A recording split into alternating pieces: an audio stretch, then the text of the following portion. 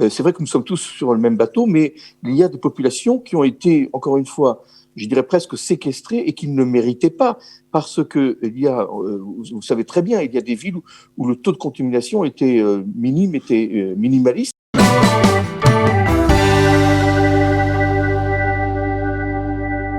David Shapira, bonjour, Boker Tov.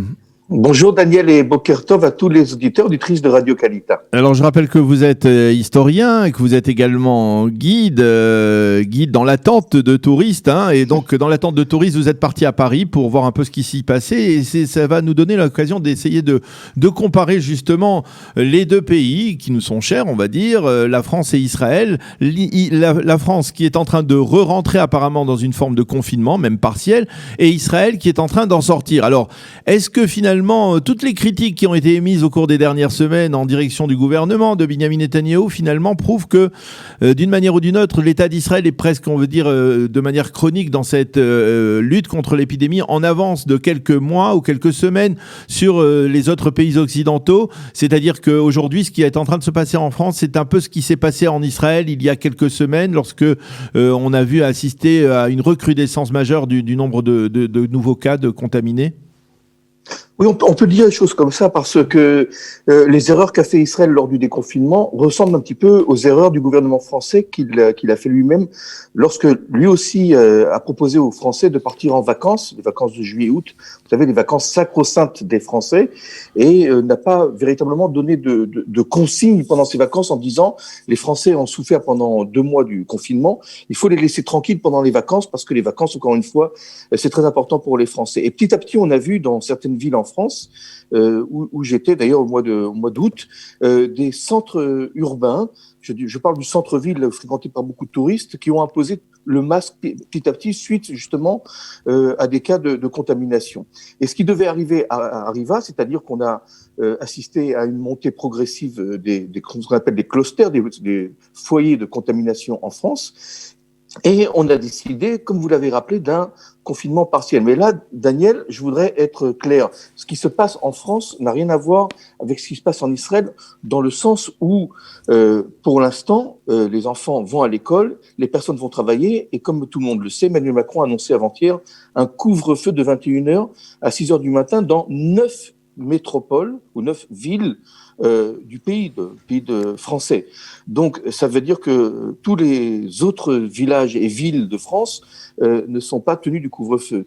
Et c'est là la grande différence qu'il y a entre la France et Israël, c'est qu'en France, on a réussi à déterminer les grands foyers de contamination, c'est-à-dire l'Île-de-France et encore 8 autres villes, mais le reste où la population s'est bien tenue, je dirais, s'est bien comportée, eh bien, ils ne sont pas tenus par ces limites du couvre-feu. Et vous pensez en fait, vous êtes en train de sous-entendre que d'une certaine manière, l'État d'Israël a, pour des raisons qui sont étrangères, on va dire, à la lutte contre, on va dire politique, voilà, qui pour des raisons politiques, a imposé un reconfinement sur l'ensemble de la population à un prix très lourd sur le plan économique pour ne pas fâcher une partie de la population.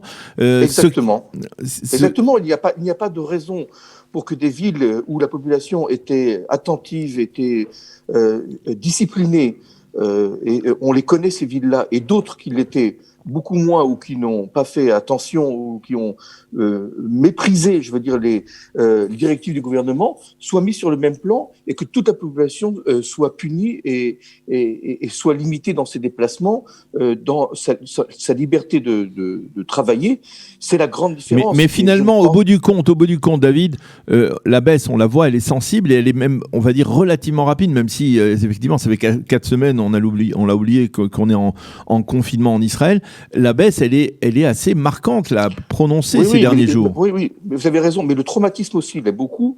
Quand on lit et quand on entend la population, je pense que 50% de la population au moins se trouve dans une sorte de déprime ou de découragement face à ce qui se passe. Vous avez tous vu, comme nous, les images de ce vendeur de chaussures qui a préféré jeter les cartons de chaussures dans la rue, ou hier à Nahalat Yitzhak, on a brûlé le textile, les vendeurs de textiles et de tissus ont préféré brûler leur cargaison, leur stock. Écoutez, c'est quand même une situation très très dure. Et puis de vous à moi, toutes ces belles fêtes de Tishré qu'on a l'habitude de fêter dans la joie, eh bien, personne n'a pu vraiment les apprécier. Tout le monde est resté chez soi.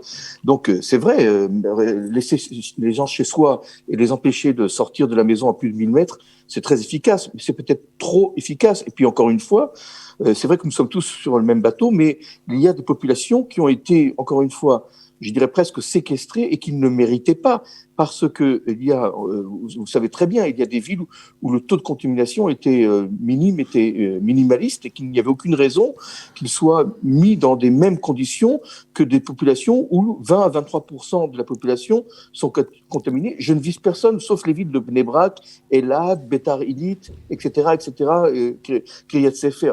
Donc, il y a ici presque une injustice dans les mesures de confinement qui ont été prises par Benjamin Netanyahou, et tout le monde le ressent. C'est pas, faut pas être non plus un grand spécialiste en épidémiologie pour comprendre une chose comme ça. Comprendre le fait que Netanyahou a cédé à des pressions politiques pour sa coalition. Et je pense que c'est grave, c'est très grave de mener un gouvernement. Je ne vois pas une situation où, je sais pas moi, les habitants de Grenoble ou les habitants de l'Île-de-France fassent pression sur Macron et lui disent on votera plus pour toi si tu nous mets en confinement. Non. Parce que le système n'est pas le même de toutes les manières en Israël et en France. Alors il faudrait peut-être un jour changer le système. Tout le monde en parle, personne ne fait rien. Et c'est peut-être l'occasion de réfléchir à comment changer le système électoral qui est épouvantable, est un poison et qui ne permet pas aussi de gouverner un État de façon normale et d'assumer le bien des Israéliens. Vous avez raison, il faut réviser beaucoup de choses. Alors, au-delà de cette crise, de son aspect de son aspect sanitaire, de son aspect économique, cette crise, on le voit bien à travers même ce que vous venez de dire, elle a un caractère politique, mais elle a aussi un caractère social extrêmement profond. Et on a vraiment un sentiment que l'on a rarement eu, surtout en période de crise, que contrairement à ce qui est l'habitude, lorsqu'il y a, par exemple, une crise sécuritaire, il y a des menaces de guerre, il y a d'autres menaces d'autres types contre l'État d'Israël, eh bien, la société israélienne, au lieu de se ressouder, comme cela avait fait sa force jusqu'à présent, eh bien, elle s'est divisée, elle s'est fracturée. Et la question que je voudrais vous poser, c'est est-ce que vous voyez une possibilité de colmater ces brèches qui se sont formées dans la société israélienne, qui se sont agrandies ces derniers mois? Écoutez, même si ce que je vais dire est faux parce qu'il ne faut jamais généraliser, il faut surtout mais pas ça généraliser. C'est important, il ne faut jamais généraliser. Parce que... Voilà, on a toujours l'impression que le public orthodoxe, et c'est faux ce que je vais dire, je tiens à le dire, alors, n'a pas respecté les consignes. On va le redire. C'est évidemment c'est faux dans la mesure où, comme on l'a rappelé plusieurs fois, à plusieurs reprises. Tout d'abord, il suffit toujours qu'un petit nombre ne fasse pas attention ou méprise, encore une fois, ou fait fi de toutes les injonctions du gouvernement pour que beaucoup de personnes soient contaminées. Et puis, deuxièmement, on le sait, c'est un fait social, le public orthodoxe vit de façon très simple donc avec une grande natalité de nombreux enfants dans des petits logements favorise la contamination.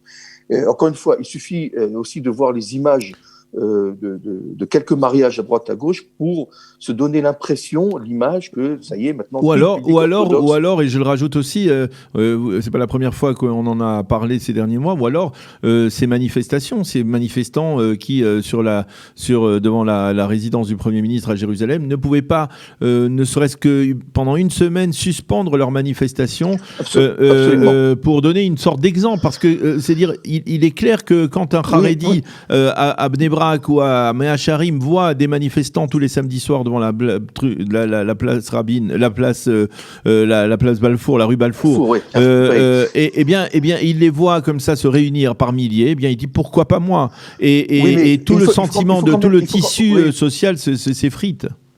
Oui, mais il faut quand même comprendre quelque chose d'important. Lorsque Aryeh Deri, hier soir, se met en colère parce que les plages vont être rouvertes à partir de dimanche et qu'il prétend que les mariages seront encore limités à 20 ou 30 personnes, ce n'est pas la même chose. Et on va expliquer pourquoi. Il peut y avoir des centaines ou des milliers de personnes sur une plage où il y a une distance qui peut être gardée, qui peut être conservée. On ne va pas à la plage à 50 ou 60 pour danser ensemble, ni pour boire ensemble.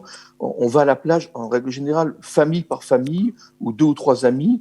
Et les plages d'Israël laissent quand même la possibilité Mais c'est pas une bonne comparaison, David, parce que il y a d'autres comparaisons que l'on peut. Il y a d'autres. Mais ça, c'est Arié Derry qui dit on interdit les mariages, qui est le jour le plus important pour un couple. D'abord, on n'interdit pas les mariages, on interdit les mariages plus de 20 personnes. Donc, on peut encore se marier. Malheureusement, seulement qu'à 20 personnes, mais on peut encore se marier. De la même façon que personne n'a interdit à quiconque ni d'étudier, ni de prier. Malheureusement, on ne peut pas prier à 100 personnes ensemble ou 200 personnes ensemble. Non, mais lorsque, par exemple, des responsables orthodoxes disent la remontée de la contamination, elle était déjà claire au mois de juillet, elle était déjà claire au mois d'août, mais on n'a pas fermé le confinement parce qu'on ne voulait pas priver la population des vacances aussi. Vous parliez des vacances en France. C'était aussi les vacances en Israël. Mais par contre, on pouvait confiner tout le monde pendant les fêtes de Tishri parce qu'il y avait moins de jours ouvrables, parce que c'est plus facile de confiner tout le monde, et en portant atteinte aussi au public orthodoxe qui, pour lui, les fêtes de Tishri, c'est bien plus important que les vacances au bord de la plage à Césarée. Donc là aussi, il y a peut-être un manque de compréhension. Ce que je veux dire, c'est que ces clivages, ils reflètent, on va dire, un dialogue de sourds entre les différentes composantes de la société israélienne.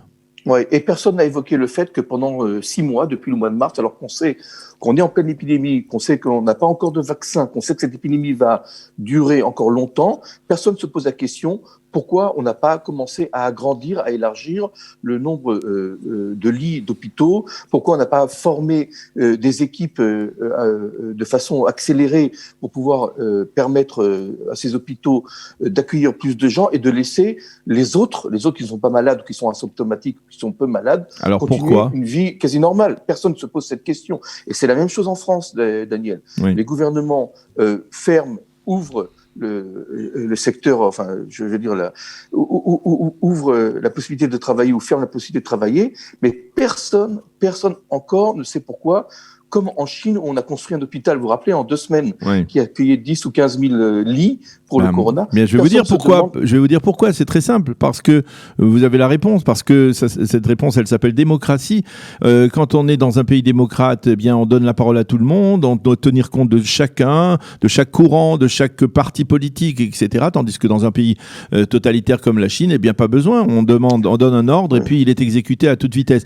Donc peut-être. Mais vous pensez que quelqu'un se serait opposé au fait qu'on élargisse et qu'on renforce le personnel médical pour le corona? Ça dérange quelqu'un, que ce soit en démocratie ou que ce soit dans un régime totalitaire?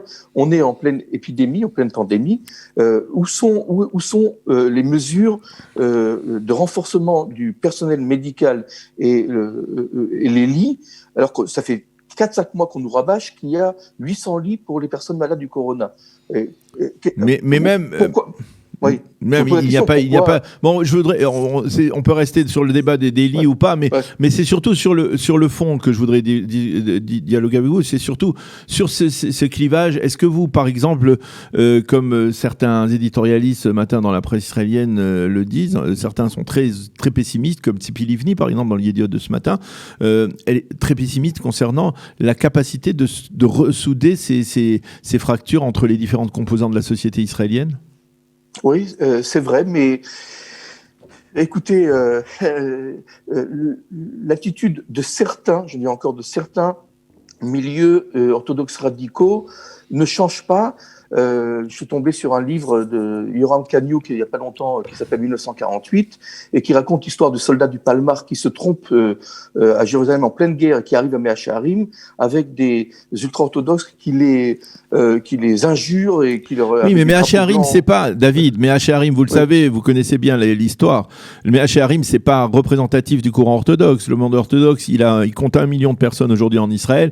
On va dire que 80%, ou même peut-être plus, certainement plus, des gens ont respecté les règles de confinement, les règles de restriction, de distanciation sociale, etc. Mais il y a une minorité qui se fait toujours entendre et qui, on va dire, porte atteinte, affecte l'ensemble de la communauté.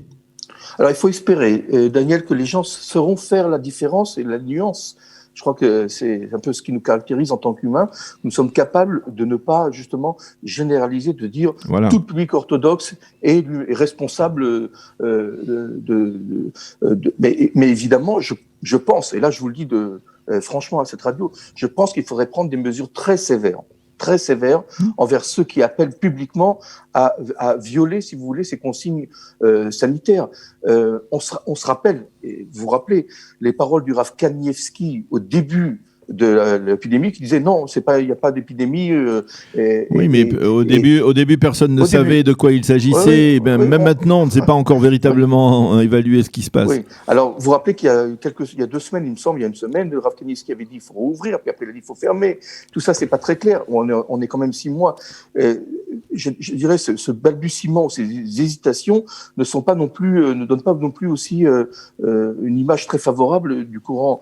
Et encore une fois, toute la question de savoir si les Talmudei Torah vont ouvrir, et quand on voit aussi la télévision. Est-ce que finalement, on ne se soucie pas, nous, qui avons la prétention d'être des gens ouverts, d'être des gens tolérants, libéraux, etc., de la manière dont vivent d'autres personnes qui sont citoyens israéliens, qui ont un autre mode de vie. C'est un autre mode de vie. J'écoutais une comparaison. Nous, on est préoccupés par l'équilibre entre les impératifs sanitaires et les impératifs économiques. Les orthodoxes, ils sont préoccupés par l'équilibre entre les impératifs sanitaires et l'ébranlement du monde dans lequel ils évoluent, qui est le monde de la Torah. Vous avez raison, mais ils ont aussi besoin de soins hospitaliers, et les hôpitaux sont ce qu'ils sont, et la limite de la capacité hospitalière est ce qu'elle est, et donc ils ne peuvent pas non plus se détacher et vivre dans un autre monde, parce que ils ont besoin aussi du monde que les libéraux, comme vous les appelez, les gens éclairés, ont construit, c'est-à-dire former des médecins et des infirmières et des aides-soignantes, etc. Donc, s'ils veulent vivre détachés, pas de problème, mais qu'ils ne Encore une fois, il ne faut pas faire de généralité. Vous comprenez ce que je veux dire ? Je comprends, et toujours il faut absolument le répéter, il ne faut pas faire de généralité, parce qu'il y a des médecins orthodoxes, évidemment. Il y a des infirmières orthodoxes. Et je pense que tout le monde doit être soigné à l'hôpital, tout le monde doit avoir accès et droit aux soins, mais on comprend maintenant, dans une situation où on est, qu'il faut faire très attention pour ne pas engorger les hôpitaux et ne pas être obligé de choisir des malades qu'on laissera mourir, et d'autres qu'on aurait pu sauver. Il ne faut pas arriver à une situation comme ça. Il faut pas arriver à une situation comme il y avait en Italie.